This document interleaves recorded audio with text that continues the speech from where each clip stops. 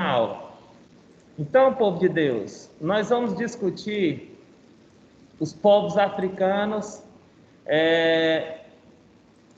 a sua contribuição cultural, as questões relacionadas ao processo de resistência, dominação, os ciclos da história africana, uma história que muitas vezes nós estudamos apenas pelo olhar dos europeus, uma visão distorcida acerca da história desses povos, e hoje você já tem uma tendência de mudança nessas narrativas acerca da história desses povos. Nós vamos já discutir sobre isso, principalmente pós-descolonização da África ou os movimentos de libertação e independência que nós temos ali pós-Segunda Guerra Mundial, que eu acredito que vocês até estudaram lá no 9º ano esses movimentos. Então, gente, trabalhar os povos africanos é pensar principalmente na diversidade cultural, linguística desses povos, que muitas vezes o colonizador, o livro didático, apresentou esses povos com características homogêneas, como povos, digamos assim, unificados em termos culturais, ou como uma cultura só. Só que, a partir desse novo olhar que nós temos, a partir desses movimentos de descolonização e independência, de libertação, você tem uma nova perspectiva de história nascendo, principalmente pelo olhar desses povos africanos. É muito comum as pessoas também pensarem que a África é um país, né? É algo assim muito corriqueiro, e às vezes você percebe que no discurso está muito essa perspectiva etnocêntrica, que leva em consideração apenas a sua cultura e não os aspectos culturais desse povo. Então nós vamos fazer uma discussão acerca disso. Tem um videozinho que eu vou passar para vocês, só um trecho dele, um vídeo excelente, gente. Recomendo que vocês assistam ele todo na íntegra. É uma entrevista, uma palestra. Eu vou já mostrar para vocês, que traz uma discussão belíssima sobre esse conteúdo e sobre as perspectivas de abordagem dos povos africanos e dos reinos africanos, e principalmente sobre esses perigos da história única no reconhecimento de uma nação, né? Apenas uma história contada pelos europeus da forma como os europeus quiseram contar. Então, antes de entrar nesse conteúdo, vamos fazer aqui uma breve problematização, lembrar que no período ali da Era Moderna, a escravidão ela vai movimentar uma das maiores dispersões populacionais da história, né? Você tem cerca de 12 milhões de africanos que foram arrancados da África e trazidos para a América aqui para trabalhar como mão de obra escrava. Nós temos aqui para o Brasil, os dados eles são um pouco imprecisos, mas entre 3,5 e 5 milhões desses africanos vieram especificamente para o Brasil durante aí todo o período colonial brasileiro e parte ainda do período imperial. E aí eu trago uma problematização aqui para vocês. Existe uma relação entre essa verdadeira diáspora negra e a situação de agitação e miséria em vários países da África atualmente. Existe, gente, uma relação. Esse termo diáspora, por muito tempo, ele foi relacionado à diáspora dos povos hebraicos. E depois ela foi sendo transportada, esse conceito, para outras movimentações, migrações, forçadas ou não, de povos ao longo da história, né? Então nós estamos na iminência aí de uma grande movimentação novamente aí, principalmente por conta do Afeganistão, né? Dessa problemática atual. Então existe uma relação, gente, sabemos que existe uma relação direta em povos que tiveram a sua cultura, a sua forma de organização, suas tradições sendo, digamos assim, interrompidas, sendo de forma bastante cruel, violenta pelos povos europeus, em dois momentos principalmente, né? Nós temos ali no colonialismo do século XVI e posteriormente no neocolonialismo, que vai se estender durante aí grande parte do século XX até a metade do século XX, como características importantes que fazem da África um continente bastante rico, mas também com grandes bolsões de pobreza e miséria.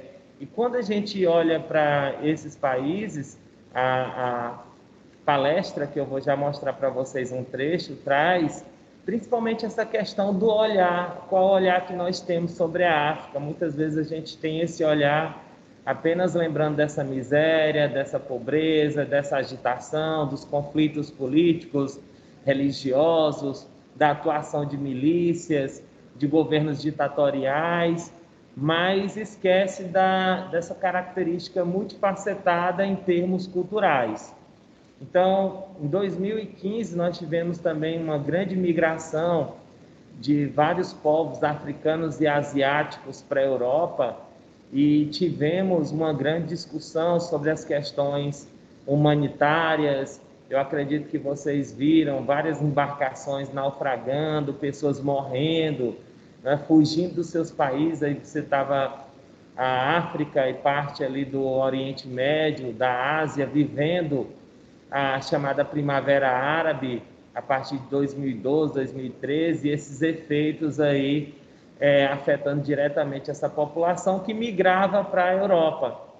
E aí nós vamos lembrar, não é? Os europeus migraram para o continente africano em dois momentos distintos, no colonialismo do século XVI e no neocolonialismo, com essa missão de civilizar, de levar a cultura, de explorar as riquezas, de explorar a mão de obra, as matérias-primas, mas agora que nós temos esse movimento contrário, o que é que esses governos eles fazem?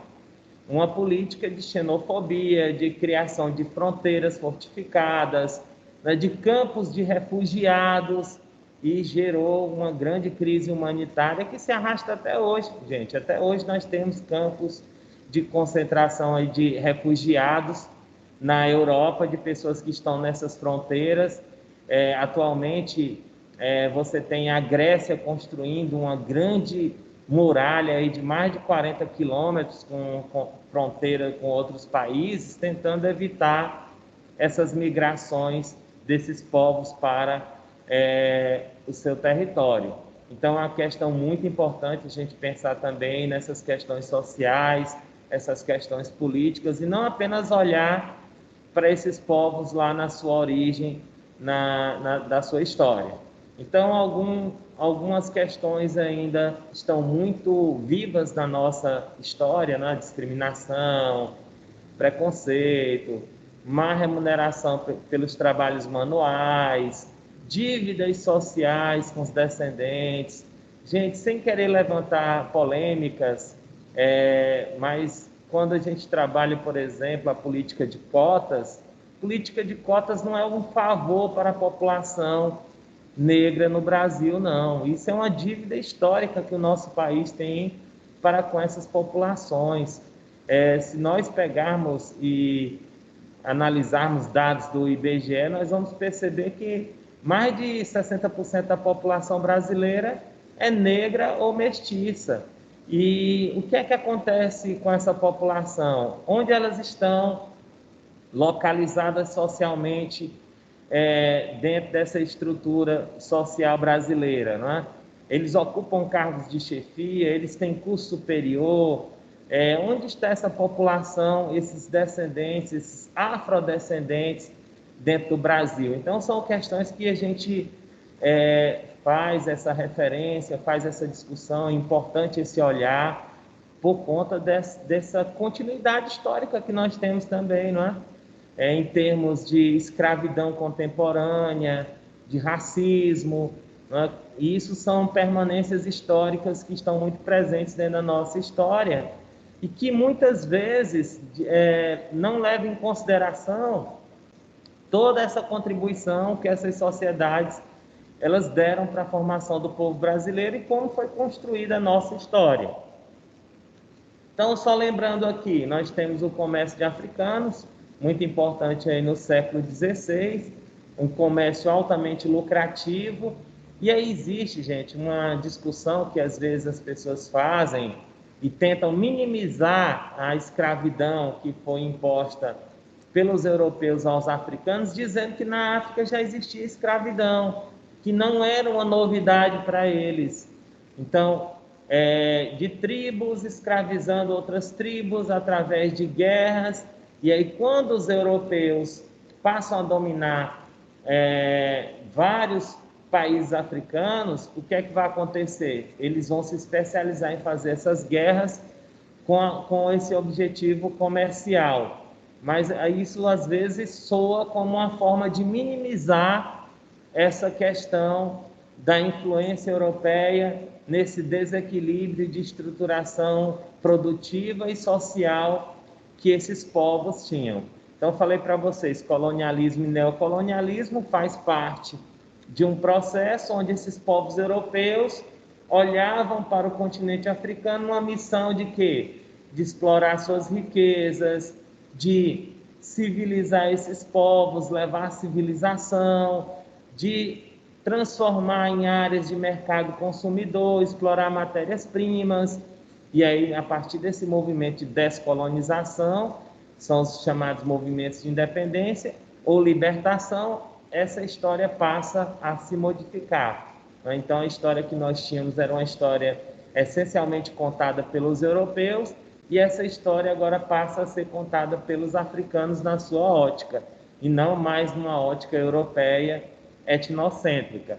Então, muito interessante, gente, nosso livro, ele traz uma entrevista de uma escritora nigeriana, a Chimamanda Adichie.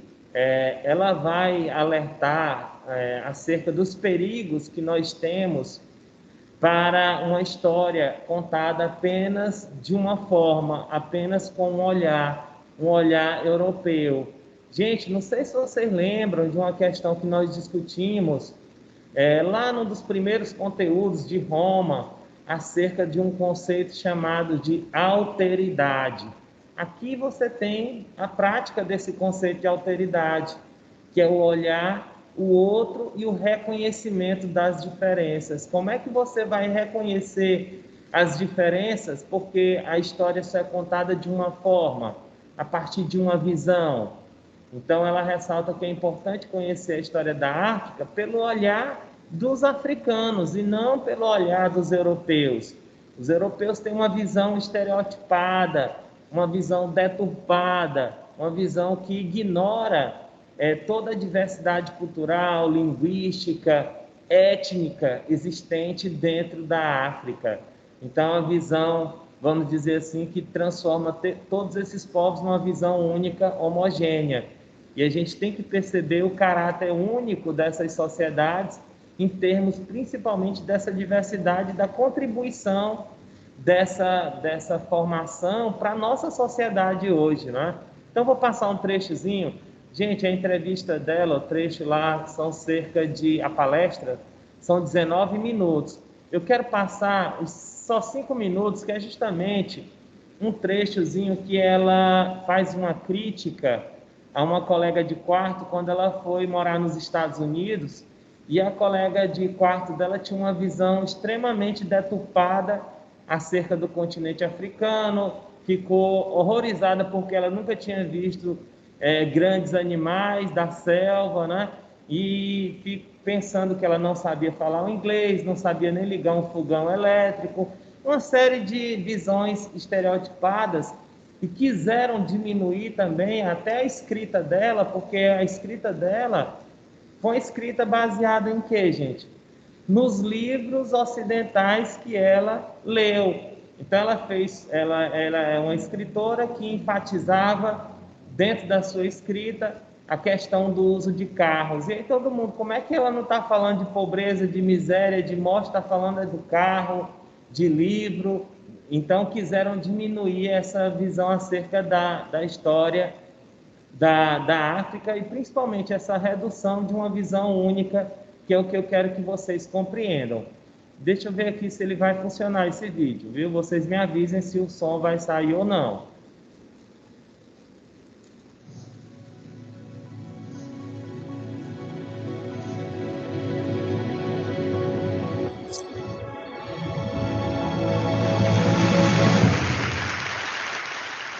am a storyteller, and I would like to tell you a few personal stories about what I like to call the danger of the single story.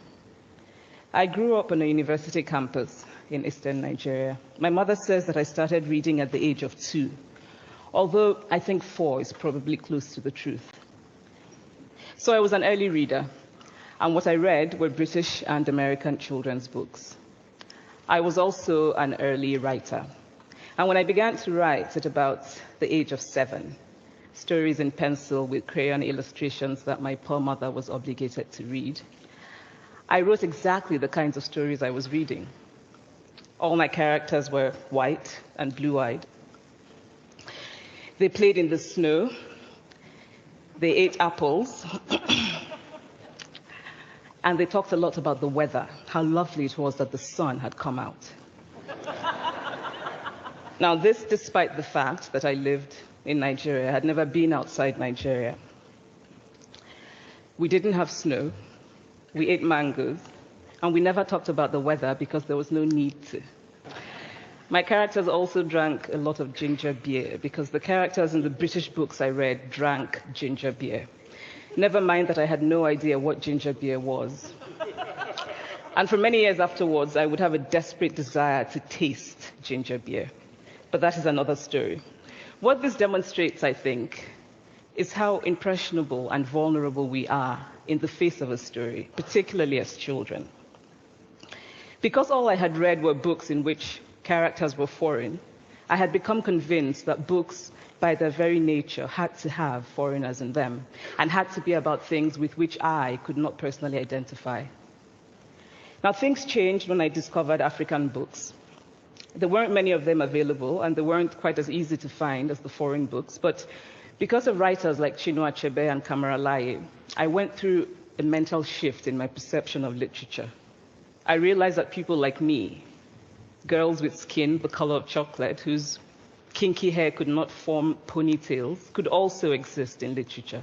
I started to write about things I recognized. Now, I loved those American and British books I read. They stirred my imagination. They opened up new worlds for me. But the unintended consequence was that I did not know that people like me could exist in literature.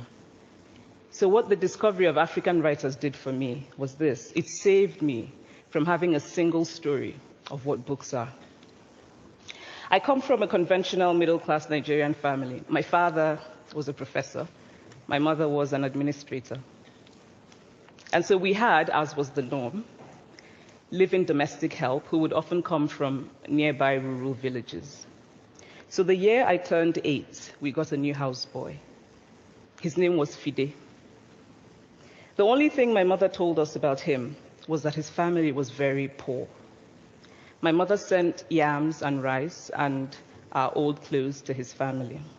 And when I didn't finish my dinner, my mother would say, "Finish your food. Don't you know people like Fide's family have nothing?" So I felt enormous pity for Fide's family.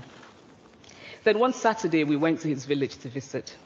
And his mother showed us a beautifully patterned basket made of dyed raffia that his brother had made. I was startled. It had not occurred to me that anybody in his family could actually make something.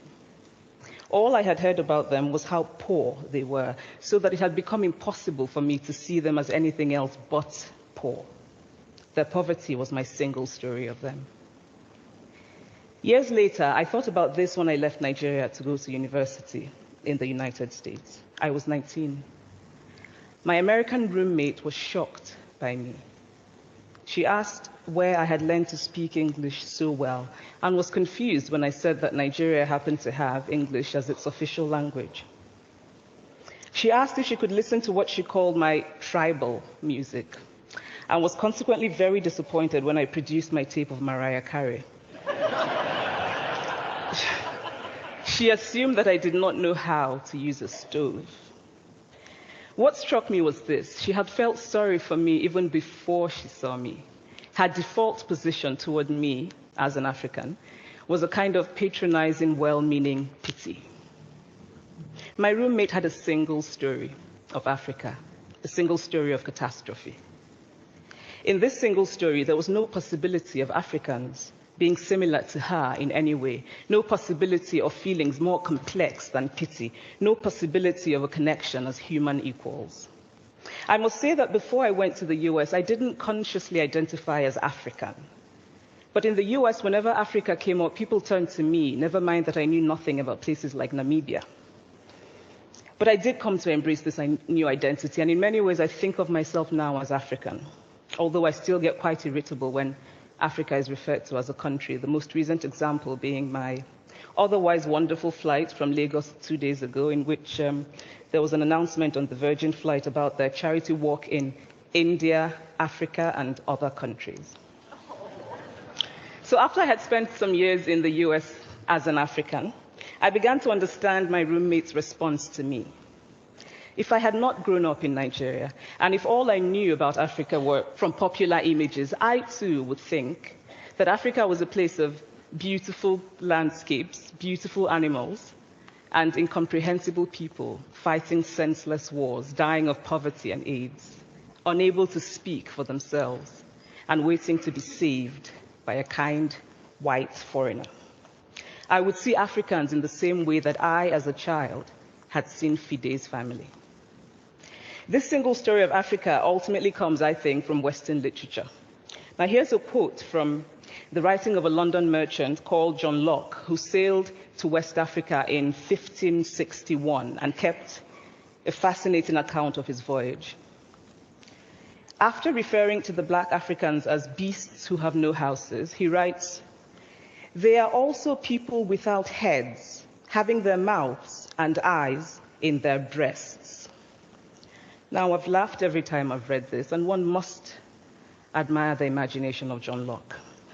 But what is important about his writing is that it represents the beginning of a tradition of telling African stories in the West, a tradition of sub-Saharan Africa as a place of negatives, of difference, of darkness, of people who, in the words of the wonderful poet Rudyard Kipling, are half devil, half child.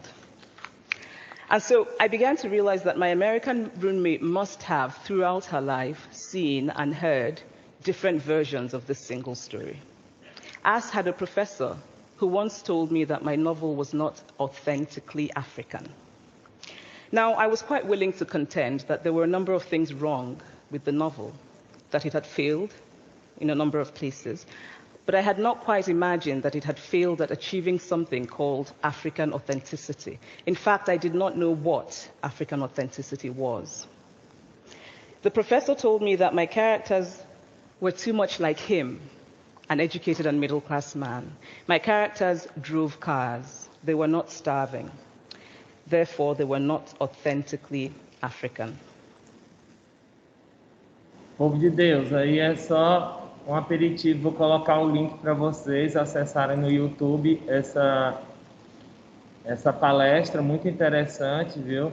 Acerca dessas questões e do olhar acerca dos europeus sobre a África e principalmente essa construção de uma identidade a partir do olhar do outro, né? A partir de uma perspectiva europeia que ignora todos os elementos culturais e a diversidade existente dentro desse continente. Então, estou trazendo aqui um mapa que está no nosso livro didático, só para ilustrar aqui para vocês um breve panorama acerca das questões relacionadas ao clima, às vegetações, né, onde você tem uma diversidade de vegetações muito grande dentro do continente africano, e isso vai proporcionar também diversas formações econômicas, né, bastante diversificadas dentro do continente. Então, a África é composta por 54 países, ela é dividida numa perspectiva que hoje é muito questionada,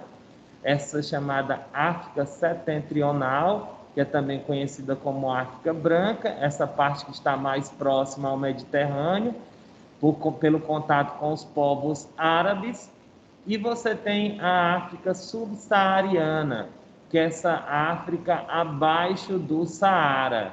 Então, você tem essas diversas formações, você tem as partes de floresta, de savanas, estepes, de vegetação, de desertos, você tem 2 grandes desertos aí no continente africano, e também de pequenos oásis. Então, lembrar aqui da importância, por exemplo, do rio Nilo, né, que nasce no continente africano e vai desembocar no Mediterrâneo, formando um dos maiores deltas do mundo, né?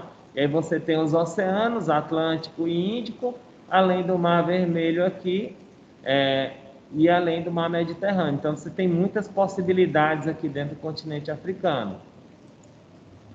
Trouxe aqui para vocês uma breve exposição dos povos, né? Alguns povos africanos. Gente, tem muitos povos, muitas etnias. Eu estou trazendo apenas alguns aqui, que são citados no livro.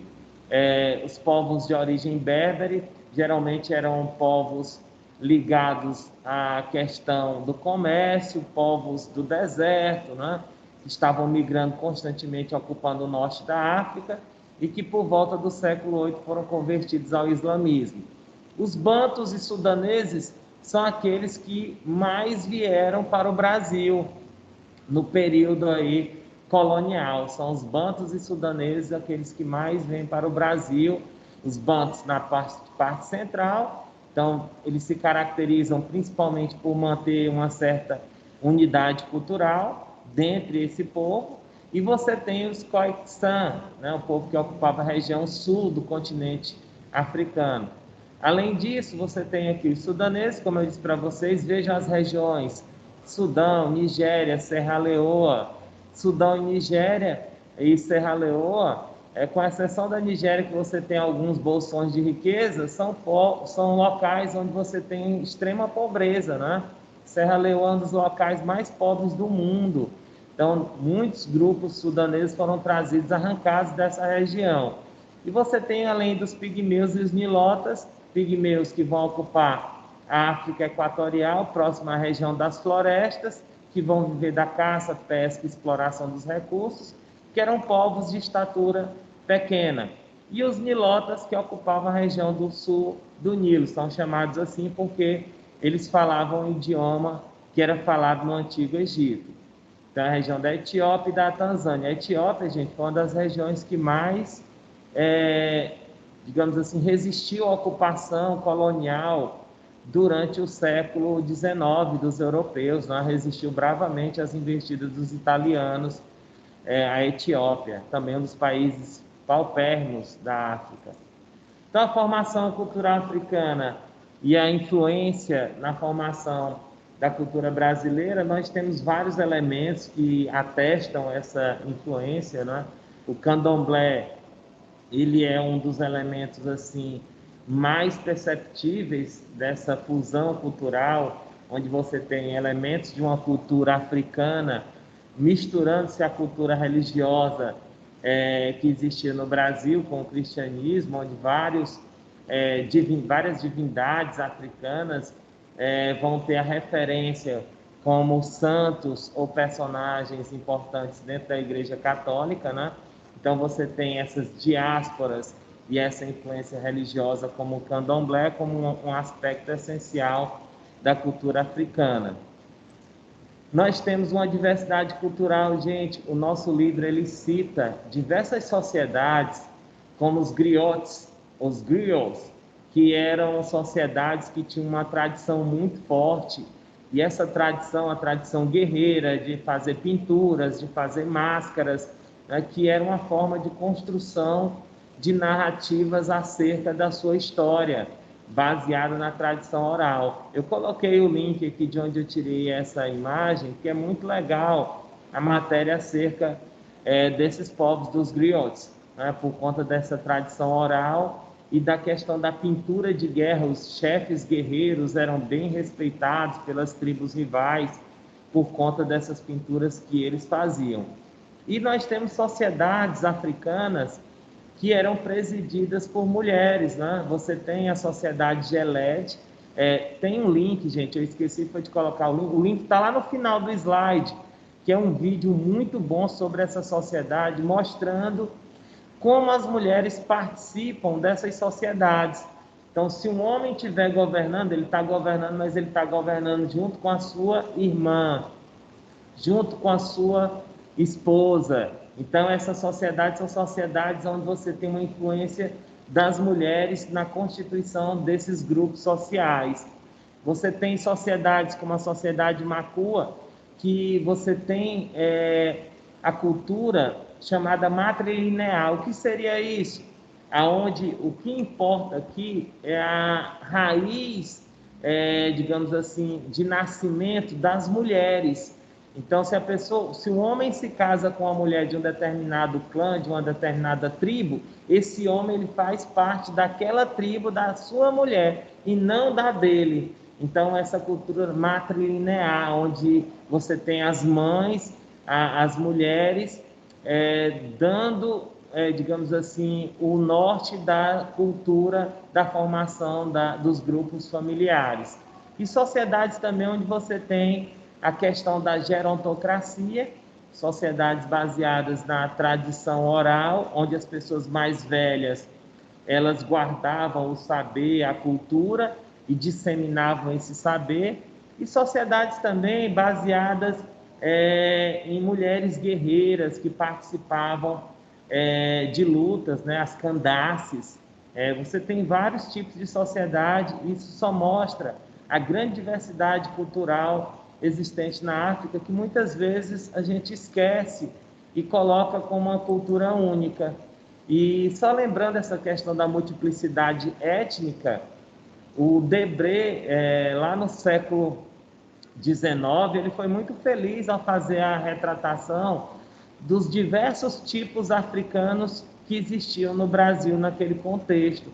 Porque lá no século XVI, no processo de colonialismo, uma das estratégias de dominação era justamente capturar vários africanos de grupos diferentes e, às vezes, até de grupos rivais. Para quê?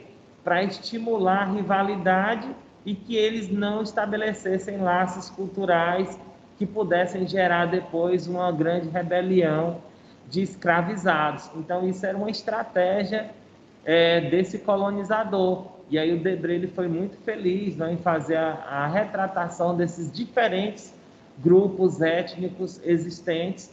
E essa grande diversidade étnica, ela foi um elemento utilizado pela dominação dos portugueses, mas ela também vai gerar o quê, gente?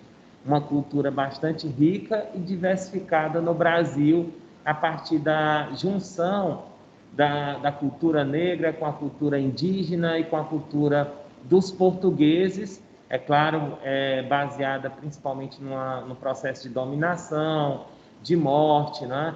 De imposição cultural. Os negros eles eram batizados, recebiam nomes portugueses, eram obrigados a se converter ao catolicismo. Suas religiões de matrizes africanas eram vistas como bruxaria. Então, você tem toda uma repressão também a essas práticas culturais desses povos. Então, como eu falei para vocês, na formação do povo brasileiro, você tem as contribuições dos brancos europeus, portugueses, dos indígenas, os povos originários e dos africanos que foram arrancados da África e trazidos para cá na condição de escravo. São três matrizes importantes para a formação do nosso povo. Então, para, digamos assim, fechar aqui a nossa aula, eu estou destacando alguns elementos da presença cultural africana, negra, na cultura brasileira, desde a culinária, né, como a feijoada. A feijoada tem até uma grande polêmica, né? Existem alguns que dizem que a feijoada não é uma contribuição genuína dos escravos, né? A gente sempre discutiu isso. Olha, a feijoada era uma comida típica dos escravos. Por quê? Porque misturava os restos ali do porco que ninguém queria, os pés, por exemplo, né? E colocavam para misturar com feijão e outras coisas para formar essa comida. Mas já existem indícios também, gente, que a feijoada também já era uma comida praticada pelos portugueses na Europa, né? Por conta do processo. Os portugueses eles foram muito, digamos assim, miscigenados. Eles, desde a Península Ibérica, com os povos árabes, eles tinham um processo de mistura muito grande com outros povos. Então, você tem a cocada, o vatapá, acarajé, pé de moleque, Na religião você tem a Umbanda e o Candomblé. Na música você tem diversos ritmos musicais, né? O samba, maracatu, instrumentos musicais também, o berimbau é um dos mais conhecidos, né? O reco-reco, a cuíca, e muitas palavras do nosso vocabulário. Aqui eu trouxe só algumas para que a gente possa lembrar da influência, né? Macumba, quitanda, samba. O samba que foi muito disseminado ali no início do século XX, né? O samba, principalmente nascido nos morros do Rio de Janeiro, e que teve uma influência cultural muito forte sobre a nossa música, né? A musicalidade, por exemplo, né? Das músicas africanas foi muito importante na nossa formação cultural. Então, a capoeira é um elemento também de resistência, né? Uma dança ritual com mistura de arte marcial, que é utilizada até hoje, né? Um elemento cultural, principalmente na Bahia, já se disseminou para o Brasil inteiro, mas muito forte como uma das contribuições vindas principalmente dos povos bantus, trazida pelos povos bantus. E aqui, gente, a nossa proposta de atividade. Deixa eu compartilhar esse link com vocês aqui no chat. Ixi, calma aí, gente, tá ruim aqui porque não tem como eu compartilhar, porque não tem como eu acessar aqui esse link. Deixa eu ver uma forma aqui mais adequada para vocês. Tá faltando eu trabalhar aqui com vocês os reinos africanos, Gana, Mali e Songhai, que são os principais reinos. Qual é a proposta que eu tenho para vocês, gente? Nós fazermos esse Padlet aqui, ó, esse Padlet sobre esses 3 reinos africanos, e eu quero fazer a seguinte divisão. Quem é da turma A vai preencher o reino de Gana. Quem é da turma B vai preencher o reino de Mali. Quem é da turma C, o reino de Songhai. E quem é da turma D pode ir para qualquer um dos reinos. Certinho? Deixa eu colar aqui, gente. Como esse computador ele não me permite editar, eu vou digitar aqui para vocês no chat esse endereço que vai ser a nossa atividade offline ou atividade assíncrona. Os líderes Candaces, eu falei aí agorinha. Eu vou digitar aqui para vocês. Pode sim, gente. O importante é que vocês façam a atividade. E aí vocês vão fazer essa atividade. Eu vou monitorar essa atividade. Vou também, gente. Calma aí, deixa eu só digitar aqui para vocês. O importante é que vocês façam, e eu vou dar a devolutiva para vocês dentro do Padlet, viu? Lá está aberto para comentários. Eu não vou abrir o meu aqui porque eu esqueci a senha. E ele está logado no meu computador.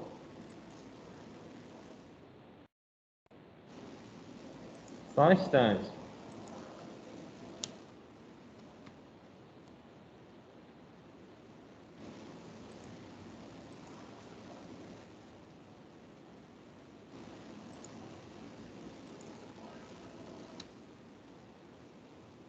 Vocês vão me confirmar se está funcionando, viu, gente? Se dá para fazer os comentários. Quem for mais rápido aí,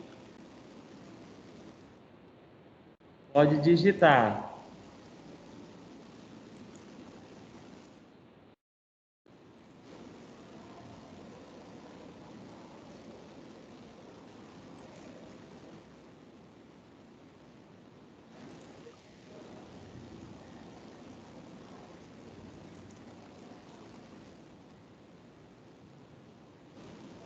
Gente, vê se funciona aí o link. Eu vou testar aqui também. Vou testar aqui também. Se ele funciona.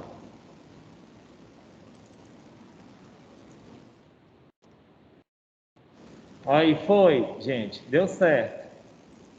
Então tá aqui o Padlet. Vocês vão preencher. Coloquem o nome de vocês, viu, gente? Você clica nesse maisinho aqui e aí você digita. Você pode colocar imagens, você pode colocar vídeo, você pode colocar mapa, você pode colocar as informações principais. Aqui está numa sequência, né? Você tem o reino Gana, depois que ele entra em decadência, ele vai ser dominado pelo reino Mali e depois o reino Songhai. Então, são os 3 principais reinos africanos. É claro que dentro da história da África, você tem outros reinos importantes. Mas vamos aqui, essa atividade vai ser assíncrona, viu? Que é isso, gente? Vai ser uma atividade offline. Vocês vão fazer, eu vou ler e vou colocar as observações. Eu abri para observações lá no Padlet, para me colocar as observações sobre esses 3 reinos africanos. Ó, já estou vendo alguém digitando aqui. Não tem como eu liberar agora, gente, porque eu não estou logado, viu?